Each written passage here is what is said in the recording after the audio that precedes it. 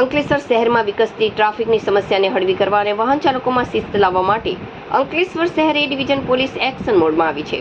Police દ્વારા શહેરમાં અચાનક જ સપાટો બોલાવીને ટ્રાફિક ડ્રાઈવ યોજવામાં આવી હતી, જેને પગલે નિયમોનો ભંગ કરનારા વાહન ચાલકોમાં ફફડાટ વ્યાપી ગયો હતો.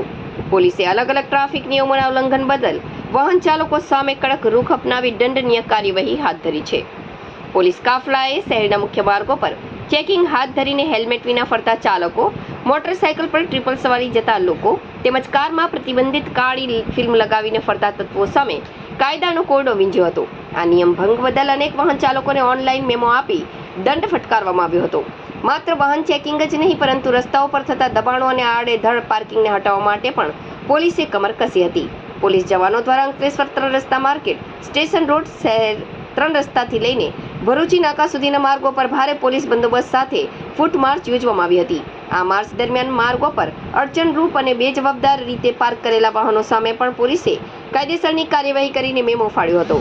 એ ડિવિઝન પોલીસના અધિકારીઓ દ્વારા જણાવવામાં આવ્યું છે કે આગામી દિવસોમાં પણ ટ્રાફિક ડ્રાઈવ આ જ રીતે ચાલુ રહેશે. વાહન ચાલકોએ ટ્રાફિકના તમામ નિયમોનું પાલન કરવું અનિવાર્ય છે, અન્યથા કાયદેસરની કડક કાર્યવાહીનો સામનો કરવો પડશે.